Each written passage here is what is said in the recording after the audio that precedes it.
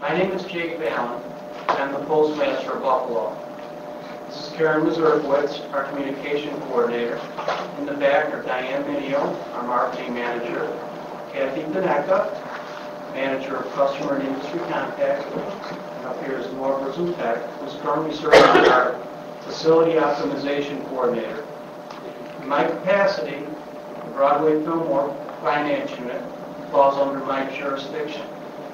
This session is designed to help you understand why and how this study is being conducted, and for you to provide information to us to use within the study.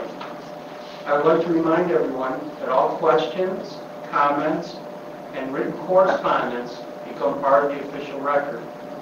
In the next few minutes, I'll give you an overview of the status of the United States Postal Service, the status of your retail station, and the need for your input. Then we will open things up for your comments. We recognize the significant employee and community concerns that arise when we talk about changes to postal operations. You know your mail and your post office are important. That's why we are here. So let's begin with an overview of the Postal Service today. We deliver to more than 151 million residences, businesses, and post office boxes. We are part of every household, every business, and every community each and every day.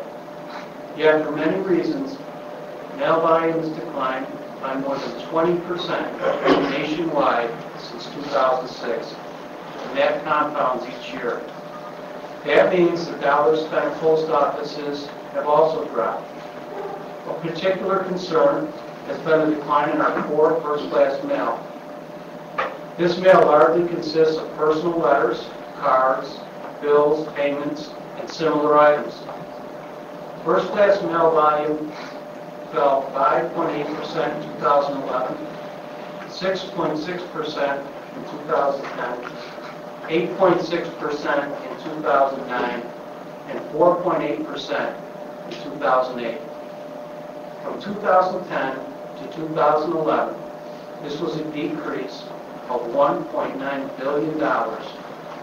Traditionally, this mail produces more than half of our total revenue. Amid the losses, the Postal Service has had some good news.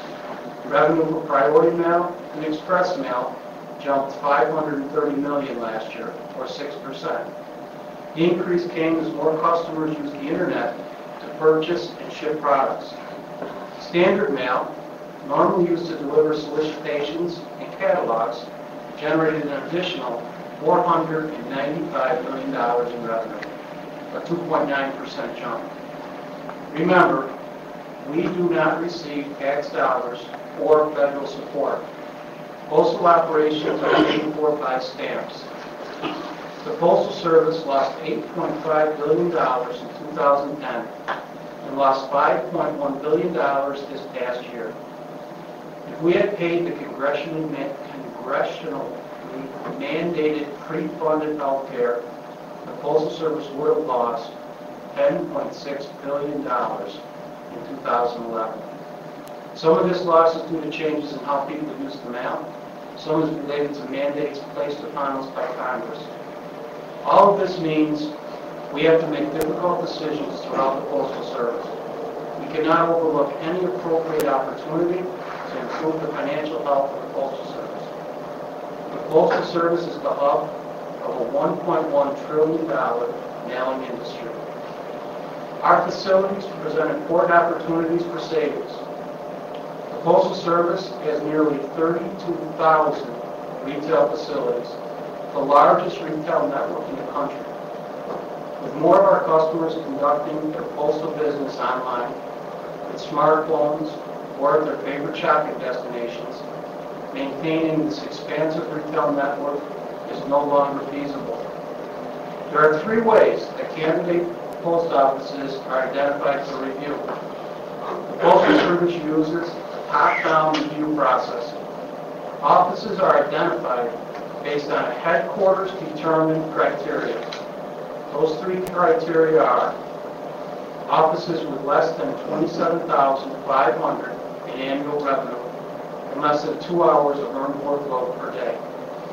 stations and branches with less than $600,000 in revenue and have 5 or more alternate access points within 2 miles and declining revenue in fiscal year 10 compared to average revenue for fiscal years 8 and 9. And then retail annexes with less than $1 million in fiscal year 10 and have 5 or more alternate access points within a half a mile.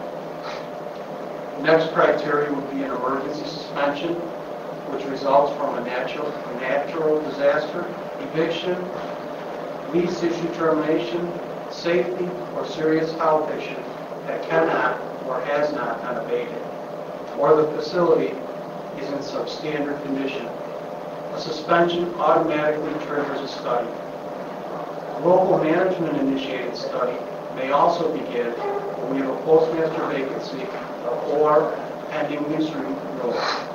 Initiating a study does not constitute a decision to discontinue a post office. It begins a process of data collection, which becomes our compass on how to proceed.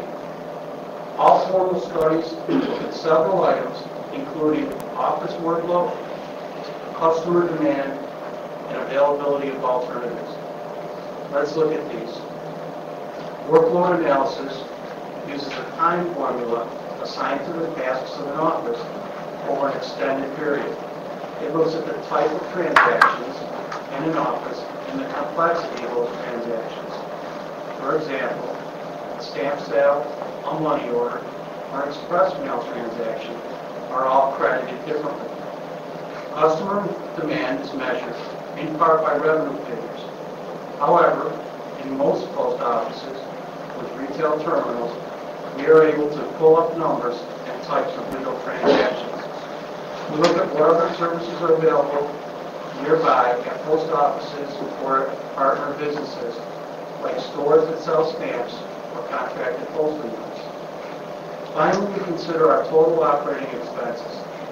That includes salaries and benefits, the lease, replacement pay when there's an absence, training hours, equipment, stock and supplies on hand, utilities, maintenance, transportation, and other operational costs.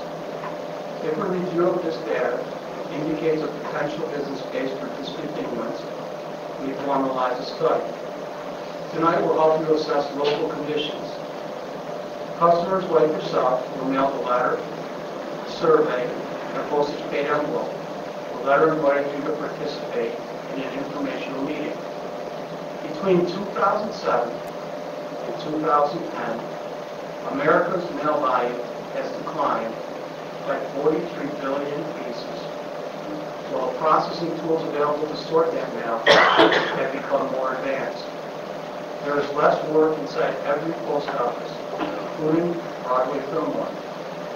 That facility is 4,184 interior square foot, and our lease is $62,760 annually. We provide post office box service to 126 customers. In calendar 2010, our local revenue was $167,000.